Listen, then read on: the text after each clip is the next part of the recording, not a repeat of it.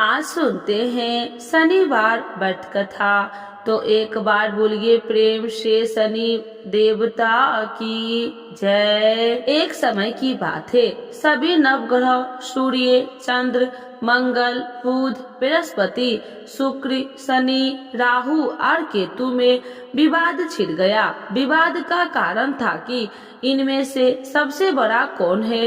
कोई निर्णय न होने पर सभी देवराज इंद्र के पास निर्णय कराने पहुँचे। इंद्र किसी एक पक्ष नहीं ले सकते थे, इसीलिए उन्होंने निर्णय देने में अपनी असमर्थता जताई।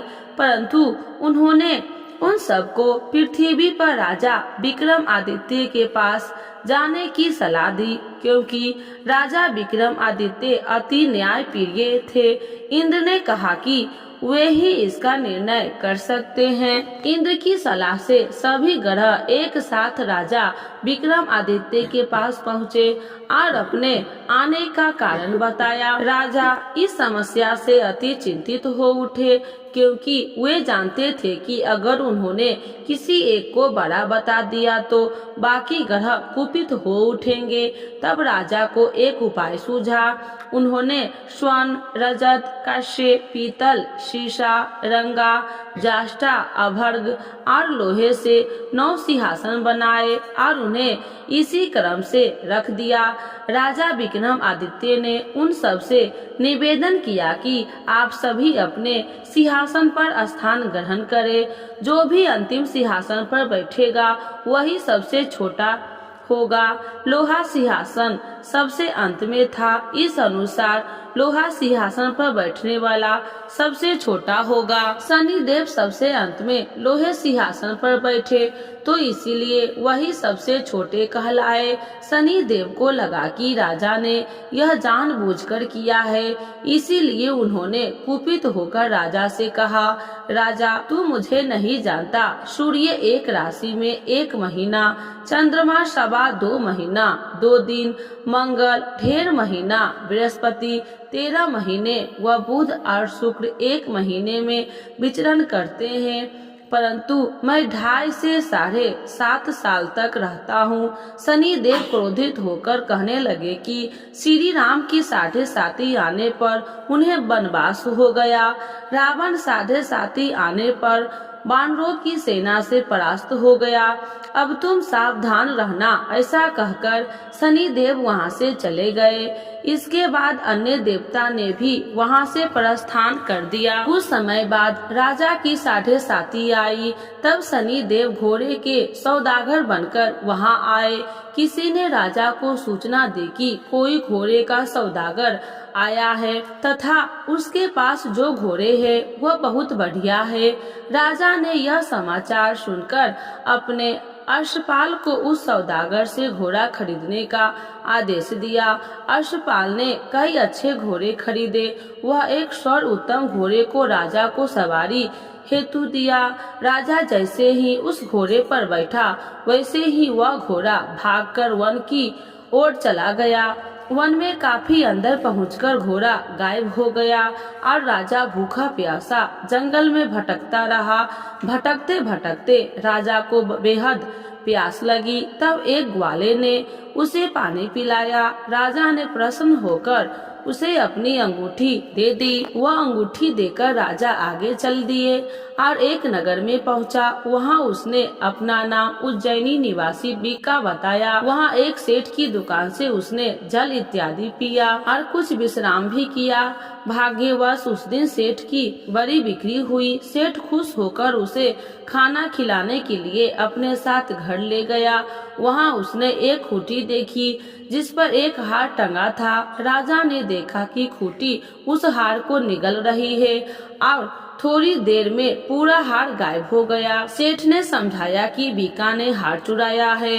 उसने बीका को कोतवाल के पास पकड़वा दिया। फिर राजा ने भी उसे चोर समझकर उसके हाथ पैर कटवा दिए।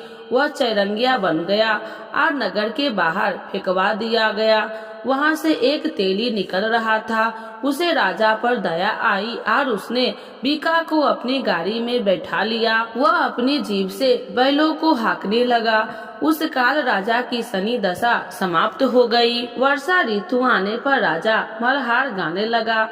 तब वह जिस नगर में था वहाँ की राजकुमारी मन भावनी को वह इतना भाया कि उसने मन ही मन प्रण कर लिया कि वह उस राग गाने वाले से ही विवाह करेगी। उसने दासी को राग गाने वाले को ढूंढने के लिए भेजा। दासी ने बताया कि वह एक चौरंगिया है, परंतु राजकुमारी न मानी। अगले ही दिन से राजकुमारी अनशन पर बैठ गई। विवाह करेगी तो उसी से। उसे सबने बहुत समझाया, फिर भी जब वह न मानी तो राजकुमारी के पिता ने उस तेली को बुलाया भेजा और विवाह की तैयारी करने को कहा। फिर उसका विवाह राजकुमारी से हो गया। एक दिन सोते हुए स्वप्न में शनि देव ने राजा विक्रमादित्य से कहा, राजन, देखा तूने मुझे छोटा बताकर कितना दुख झेला है। अब राजा ने उससे क्षमा मांगी और प्रार्थना की, हे शनिदेव, जैसा दुख मुझे दिया है किसी और को न दे। शनिदेव मान गए कि और कहा, जो मेरी कथा और व्रत करेगा उसे कोई दुख न होगा तथा जो नित्य मेरा ध्यान करेगा और चींटियों को आटा डालेगा उसके सारे मनोरथ पूर्ण होंगे। साथ ही शनि देव ने राजा को उसके हाथ पैर वापस दे दिए। प्रातः आंख खुलने पर राजकुमारी ने जब राजा को देखा तो वह आश्चर्यचकित रह गई।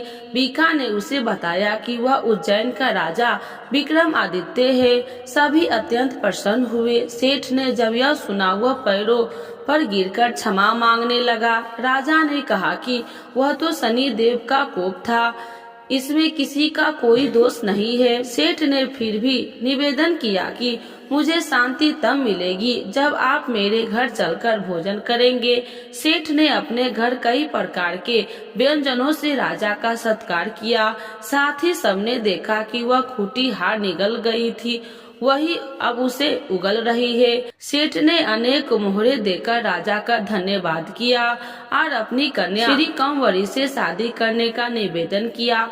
राजा ने हर्ष स्वीकार कर लिया। कुछ समय पश्चात राजा अपनी दोनों रानियों मन भावनी और श्री कंवरी को उज्जैन नगरी के लिए निकल पड़े। वहाँ नगर वासियों ने सीमा पर ही उनका स्वागत किया। सारे नगर में दीपमाला हुई, सबने खुशी मनाई। राजा ने घोषणा किया कि मैंने शनि देव को सबसे छोटा बताया था, जबकि असल में वही सर्वोपरि है। तब से सारे राज्य में शनि देव की पूजा और कथा नियमित रूप से होने लगी। सारी प्रजा ने बहुत समय खुशी और आनंद के साथ बिताया। जो कोई शनि देव की इस कथा को सुनता या पढ़ता है उसके सारे दुख दूर हो जाते हैं। तो एक बार बोलिए शनि देवता की जय, शनि महाराज की जय। आरती श्री शनि देव की जय। जय श्री शनि देव भक्तन हितकारी, सूरज के पुत्र प्रभु छाया महतारी। जय जय श्री शनि देव भक्तन हितकारी, सूरज के पुत्र प्रभु छाया महतारी। श्याम अंग्र बक्ट दृष्टि चतुर्भुजाधारी, श्याम अंग्र बक्ट दृष्टि चतुर्भुजाधारी। नीलांबर धार नाथ गज की असवारी, नीलांबर धार नाथ गज की असवारी। जय जय श्री शनि देव भक्तन हितकारी, सूरज के पुत्र प्रभु छाया महतारी। कीट मुकुट शीस सहर दीपत है लीलारी, कीट मुकुट शीस सहर दीपत है लीलारी। मुक्तन की माल गले शोभित बलिहारी, मुक्तन की माल गले शोभित बलिहारी।